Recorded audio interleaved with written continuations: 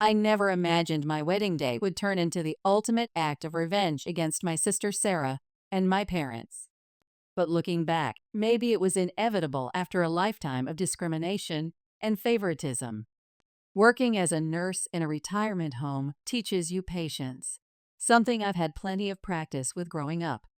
My name is Marie, and at 32, I've spent my entire life being the second choice, the afterthought, the one who could never measure up to my golden child sister.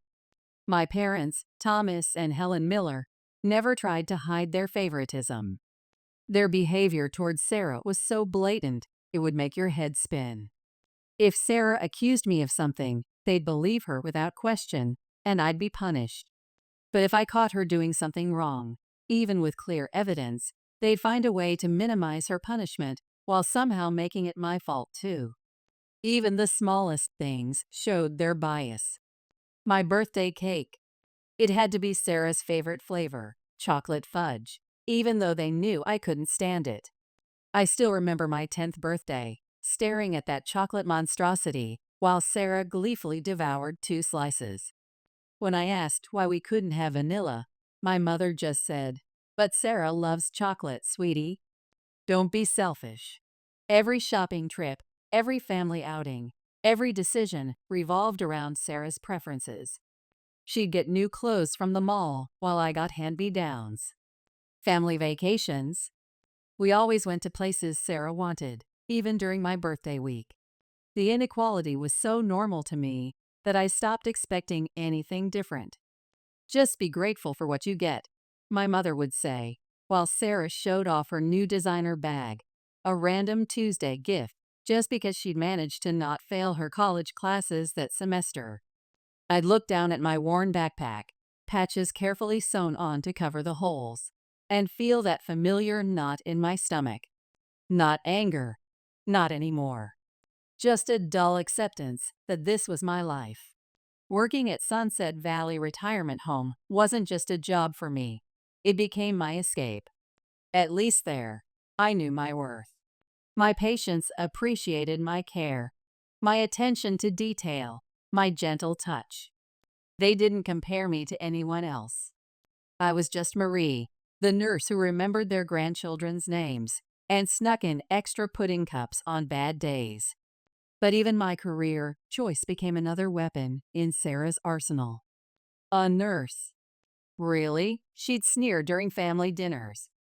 I guess someone has to do the dirty work.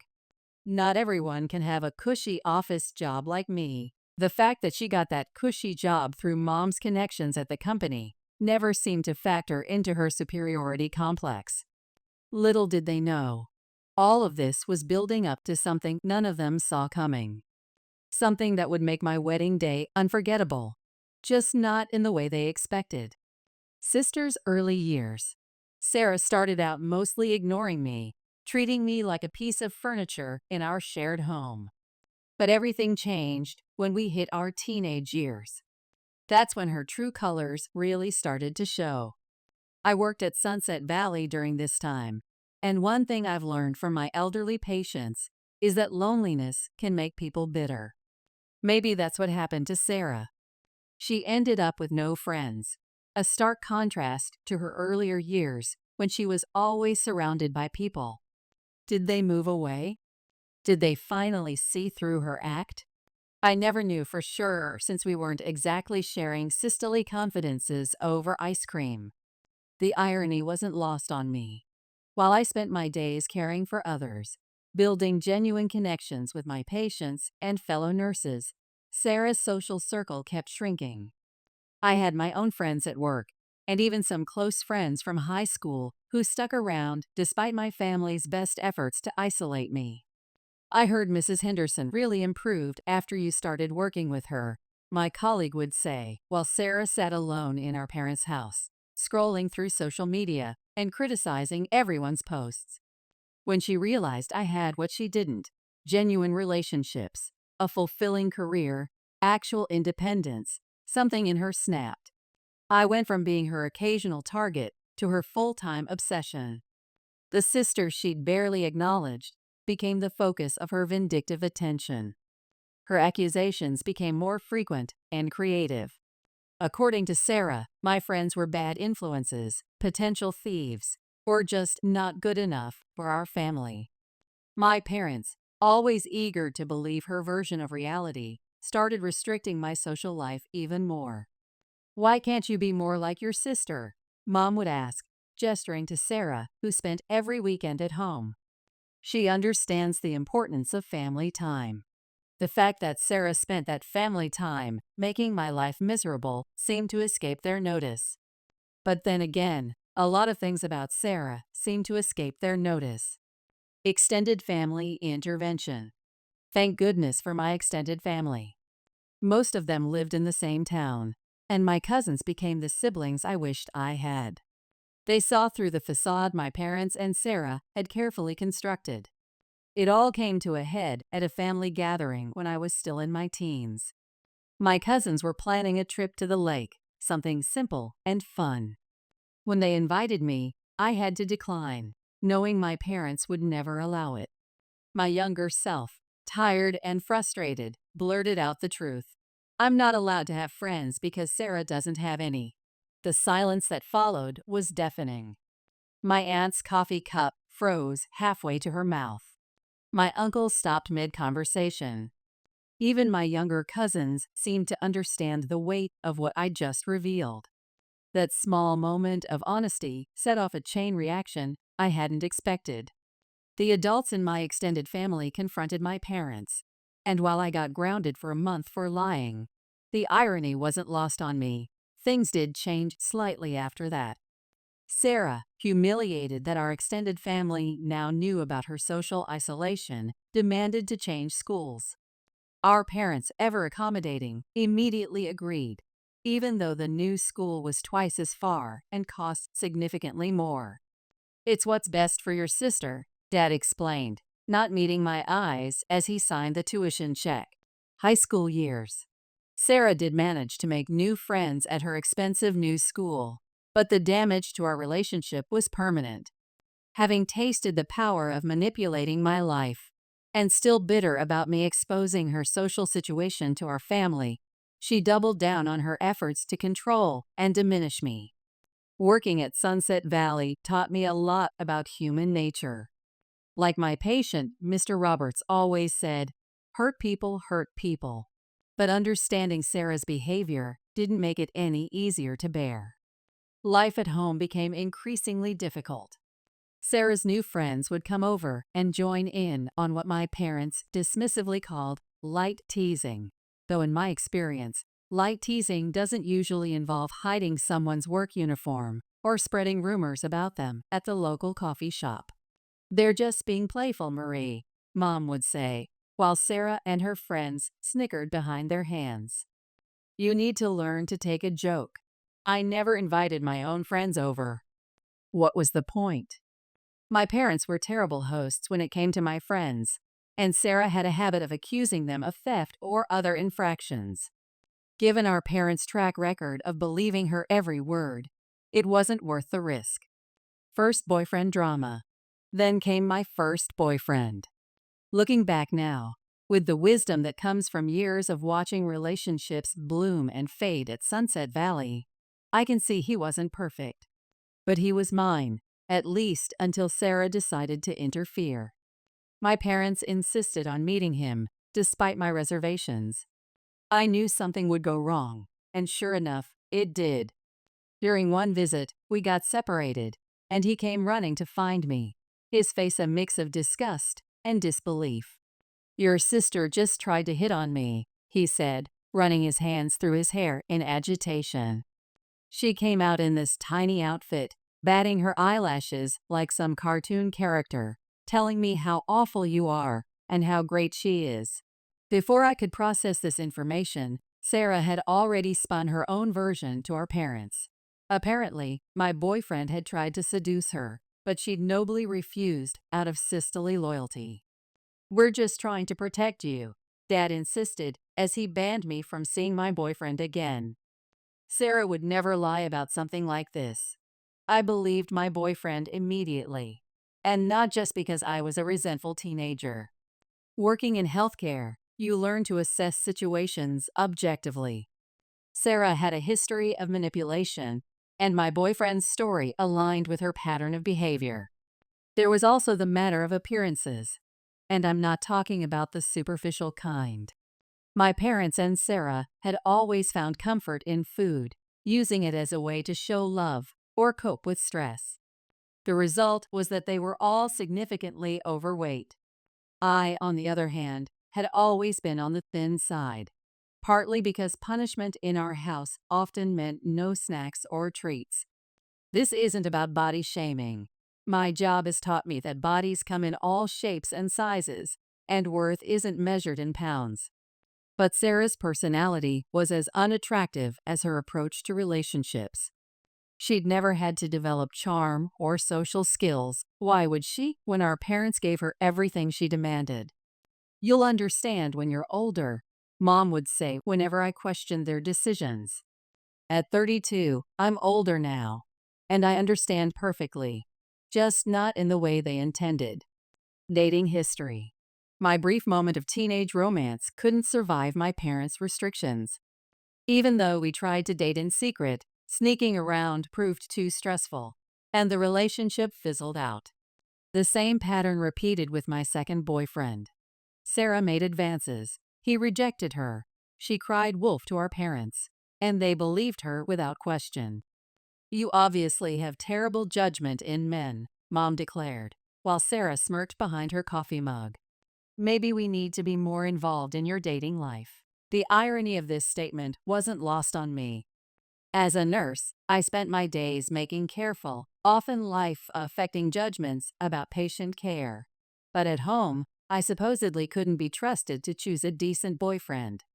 During my high school years, I gained a certain reputation. The kind that comes from being willing to share kisses, but avoiding serious relationships. Working at Sunset Valley, I've heard enough life stories to know that reputations can be unfair, but they can also be armor.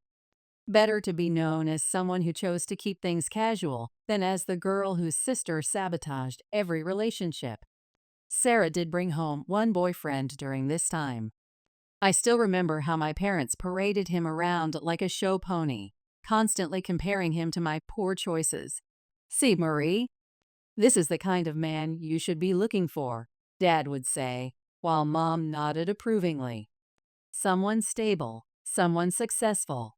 Of course, this paragon of virtue mysteriously disappeared a few months later, suddenly transformed in my parents' narrative from perfect future son-in-law to that conniving bastard who tricked our precious Sarah.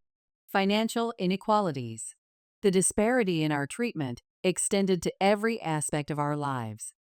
Sarah had a generous allowance and liberal curfews, free to come and go as she pleased. Meanwhile, I stuck to strict schedules, juggling nursing school clinical rotations with part-time work. "It's because she's older," my parents would explain when I pointed out the double standards. But when I reached Sarah's age, the goalposts mysteriously moved. Suddenly, it was about trust and responsibility, with my sister's false accusations serving as evidence of my supposed poor judgment. "We need to know where you are at all times," Mom would insist, even as Sarah waltzed in at midnight without question. "It's for your own good." My nursing job taught me about setting boundaries and advocating for patients' rights. Oh, the irony of being able to stand up for others while struggling to stand up for myself at home. When Sarah's college acceptance letter arrived, from a mediocre school with no scholarship offers, our parents threw a party. They announced they would cover all her expenses, their faces beaming with pride. Our Sarah, the college student, Mom gushed, while Dad proudly wrote the first tuition check.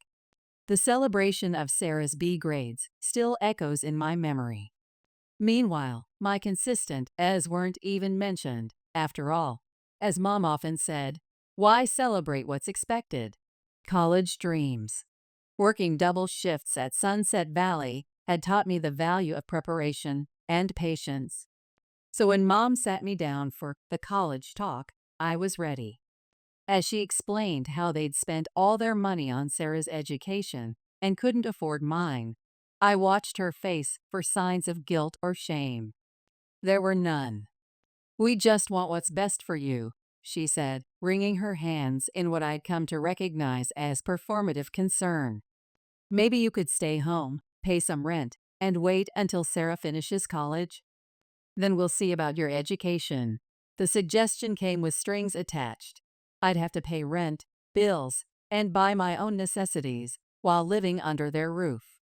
The same roof where Sarah lived expense-free while working her cushy office job that Mom had secured for her. "Student loans are an option," I ventured, my voice steady from years of delivering difficult news to patients' families. Mom's response was immediate and predictable. "Absolutely not. With your history of poor decisions, we'll need to approve any college plans. We can't have you going into debt for something worthless." I kept my face neutral, a skill perfected through countless difficult family meetings at the nursing home. "Okay," I said simply. My lack of reaction seemed to unsettle her. She cried, probably expecting the emotional outburst that would give them another excuse to control my life. But I'd learned from my elderly patients that sometimes silence speaks louder than words. Secret preparations. What my family didn't know was that I'd been preparing for this moment for years. Between night shifts and weekend rotations, I'd been studying relentlessly.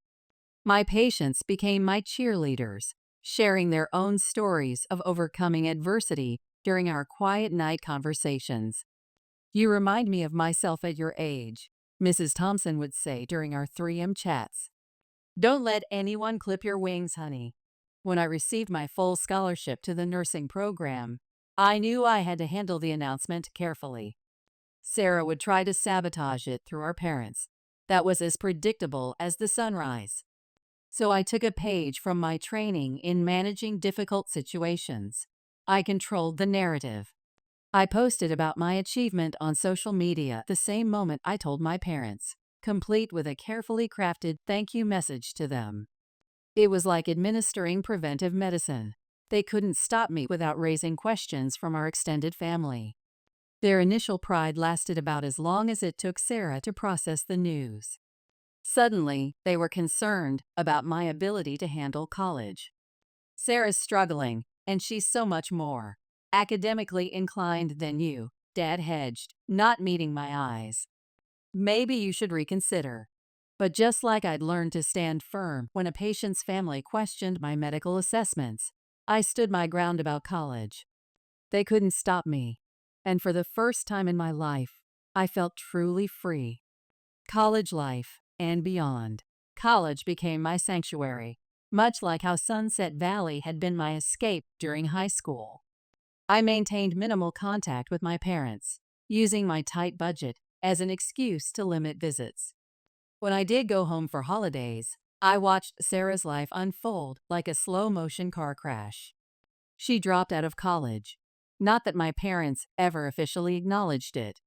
The party they'd thrown for her acceptance was never balanced by any discussion of her failure.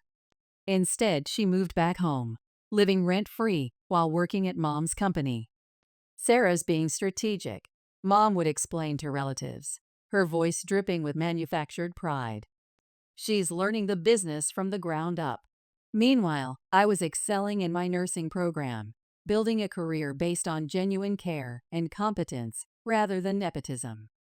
But I'd learned my lesson about introducing boyfriends to my family, keeping my dating life strictly separate from home. Meeting James. That's when James walked into my life, or more accurately, into the emergency room where I was doing my clinical rotation. He was there supporting a friend with a minor injury, but his presence filled the room in a way I couldn't ignore. "You must be exhausted," he said, noticing my double shift fatigue. "Want to grab some coffee when you're done?" James was everything I'd never known I needed. Strong where I was hesitant, bold where I was cautious. He was the type of person who didn't just get angry at injustice, he did something about it. "You know that patient who was being difficult about their medication?" I'd tell him during our early dating days. I wish I'd said. Next time, say it, he'd encourage, his eyes twinkling. What's the worst that could happen? Working in healthcare had taught me to recognize genuine care, and James had it in spades. He didn't just listen to my stories about Sarah and my parents, he understood the deeper wounds they'd left. When we discussed marriage, our priorities aligned perfectly. We both valued experiences over extravagance, dreaming of a European honeymoon rather than an elaborate ceremony. Let's have a simple wedding, I suggested during a late-night planning session. Something small, meaningful. Whatever makes you happy, James replied. But I could see the wheels turning in his head. I'd come to recognize that look. It meant he was planning something. Meeting the parents. The inevitable moment came when my parents demanded to meet James. Years of nursing had taught me how to read people's stress responses, and James' reaction to this news was fascinating. Instead of anxiety, he showed something closer to excitement. "Your family wants to meet me?" he asked, looking like a kid on Christmas morning. "This is going to be interesting." I should have known then that he was plotting something. James wasn't just protective, he was strategic. While I'd learned to weather my family's storms, he preferred to redirect them entirely. He went to meet them armed with a hidden recorder, for protection, he said, and came back with an expression I'd never seen before, even during our most challenging moments. "Babe," he said, practically vibrating with contained energy, "you won't believe what they proposed. But let me tell you before you listen to the recording, or you might miss the opportunity here." The opportunity turned out to be my parents' most audacious display of favoritism yet. They offered to pay for our wedding, but only if Sarah could walk down the aisle first, wearing a wedding dress, effectively making my wedding her moment too. "It's not right for the younger sister to marry first," they'd explained to James, as if this was a perfectly reasonable request. "This way, Sarah gets to experience her moment too." The setup. Working in healthcare had taught me about maintaining composure in absurd situations, but this tested even my professional-grade patience. However, James saw something I didn't, a chance for the perfect revenge. "Think about it," he said, his eyes sparkling with mischief. "They're literally offering to pay for their own humiliation." What followed was months of careful planning that would have made my most strategic patients proud. James played his role perfectly, convincing my parents he was on their side while documenting everything. "Marie can be difficult about these things," he told them, using their own prejudices against them. "But if we surprise her on the day, what can she do?" My parents and Sarah fell for it completely. With each planning session, they dug themselves deeper. Every time they pushed for expensive options, the best catering, top-shelf drinks, premium flowers, James would act reluctant, only to have them insist on paying for the best. "We want Sarah's moment to be perfect," they'd say, not realizing they were funding their own downfall. Wedding planning. Through my years at Sunset Valley, I'd learned the importance of attention to detail. James took this to a whole new level in our revenge planning. Every element was carefully orchestrated, from the security arrangements to the timing of each moment. "Your family thinks they're orchestrating a surprise," James would grin during our private planning sessions. "Wait until they see what we've got planned." We hired security discreetly, a professional team used to handling high-profile events. The head of security, a former military man named Mike, took one look at our situation and understood completely. "Don't worry," he assured me, his expression reminding me of our most reliable orderlies at the hospital. "No one's getting in without proper authorization." The months of preparation were an exercise in careful deception.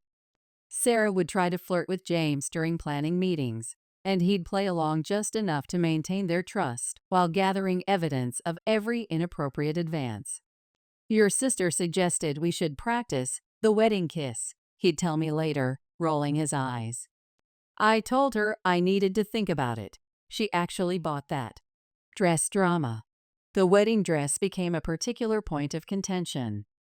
My mother and Sarah tried to force me into a massive, ornate gown that looked like it had been designed by a chandelier having an identity crisis. But it's perfect for the photos, Mom insisted, while Sarah nodded enthusiastically. Working with terminal patients had taught me about picking my battles. This was one worth fighting. I stood my ground and chose a sleek, elegant dress that actually suited me. James played his part perfectly, pretending to sabotage my chosen dress while actually helping me preserve it. He showed them a scrap of similar fabric, claiming it was from my ruined dress. "Oh no," he said, his performance worthy of an Oscar. "I must have accidentally damaged it while moving things. Guess we'll have to use your choice now." But my parents and Sarah were so invested in their own plot that they didn't even question why I remained calm about my supposedly ruined dress. Sometimes, as I'd learned in nursing, people only see what they expect to see. The wedding day. The morning of my wedding dawned bright and clear. As a nurse, I was used to preparing for critical moments, but this was different. This wasn't about saving lives, it was about reclaiming mine. Our security team was in place, though initially hidden from view. Just a single woman with a guest list stood at the entrance, looking completely innocuous. My parents arrived early, settling into their seats with the smug satisfaction of people who thought they were about to pull off the perfect plan. My father positioned himself at the entrance, waiting for what he thought would be his cue to bring Sarah down the aisle. I could see him checking his phone repeatedly, anticipating Sarah's arrival message. "Everything's proceeding exactly as planned," James texted me from his position at the altar. "Operation Karma is go." I watched through a small window as Sarah arrived in her wedding dress, looking every bit the entitled princess she'd always been. The security team, now including Mike, who looked more like a professional bodyguard than a wedding security officer, smoothly moved into position. "I'm sorry, ma'am," I heard Mike say with professional courtesy. "You're not on the approved list for entry in a wedding dress." The chaos that erupted was like nothing I'd seen in my years of emergency room work. Sarah's face turned an alarming shade of red as she screamed, but my brother-in-law approved this. "Call James." My father abandoned his post at the entrance, rushing to Sarah's defense. The bridal music started playing. My cue. As I stepped into view, my dad's face went through a remarkable series of expressions: confusion, shock, horror, and finally, fury. "Something came up," he muttered, deserting me at the entrance. The gasps from the guests were audible. I felt tears threatening, not from sadness, but from years of pent-up emotion finally finding release. Just then, James' father appeared at my side, offering his arm with a warm smile. "May I?" he asked, his kind eyes showing nothing but support. As we walked down the aisle, I could hear the commotion outside growing louder. Sarah's voice carried through the doors. "This isn't fair." It was supposed to be my moment too. The aftermath.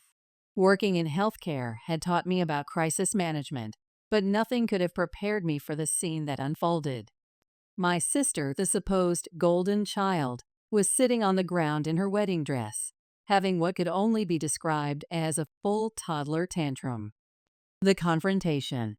Through the ceremony, I maintained the composure I'd learned from years of handling difficult situations at Sunset Valley. But outside, the drama was reaching fever pitch. My parents tried every trick they knew: threats, pleading, even attempting to call the police. Mike, our security guard, remained impressively professional. "I'd be happy to explain to the officers that I'm preventing unauthorized individuals from disrupting a private event," he said calmly, exactly as we'd rehearsed. The friend we'd planted in the crowd, Lisa, one of my most trusted colleagues from the hospital, did her part perfectly. "What did he mean? It wasn't supposed to be you," she called out loudly enough for everyone to hear. James played his role masterfully. When called outside to deal with the situation, he put on an Oscar-worthy performance of confusion and indignation. "What do you mean? I agreed to this," he demanded, his voice carrying just enough for the gathering crowd to hear. "Why would I ever agree to something so ridiculous at my own wedding?" Reception drama. The reception that followed was a masterclass in karmic justice. While Sarah threw her tantrum outside, guests inside enjoyed the expensive catering and premium drinks that my parents had insisted on paying for. "Did you hear?" I overheard one guest whisper. "They tried to have the sister walk down the aisle first, in a wedding dress." The story spread like wildfire through the reception, each retelling making my parents and Sarah look worse. My extended family, who had witnessed years of their favoritism, were particularly vocal in their disapproval. "I always knew something wasn't right in that house," my aunt declared loudly over her champagne. "But this is beyond belief." James kept up his act of righteous indignation perfectly, though I caught him hiding smiles behind his hand several times. "I would never agree to such a bizarre request," he kept saying. "Show me where I agreed to this. Show me one text, one email." Of course, they couldn't. We'd made sure of that. The aftermath. During my night shifts at Sunset Valley, I'd seen plenty of family dramas unfold, but none quite like this. The aftermath of our wedding played out across social media and family groups like a slow-motion explosion. Sarah, true to form, couldn't help but make things worse for herself. Her message to me was a masterpiece of unhinged accusations. "You ruined everything," she wrote. "Your snake of a husband played us all. He promised me my moment. You've always been jealous of me, and now you've turned everyone against us. As a nurse, I'm trained to document everything carefully." James had taught me well. I screenshot every message, every missed call, every unhinged text. When Sarah claimed James had been flirting with her throughout the wedding planning, I almost laughed. We had recordings of every interaction, though we'd never need to use them. James, ever strategic, took the screenshots and composed a masterful message to our family group chat. "I'm deeply concerned about the accusations being made. I would never agree to such an inappropriate arrangement at my own wedding. I'm worried about Marie's safety given these threatening messages. Please help us maintain boundaries during our honeymoon. We're concerned Sarah might try to show up claiming I somehow promised to meet her there too." The response from our extended family was immediate and overwhelming. Aunt Linda, always the family mediator, took charge. "Don't worry, dears. We'll handle this. Just enjoy your honeymoon. Nobody will be bothering you." Epilogue.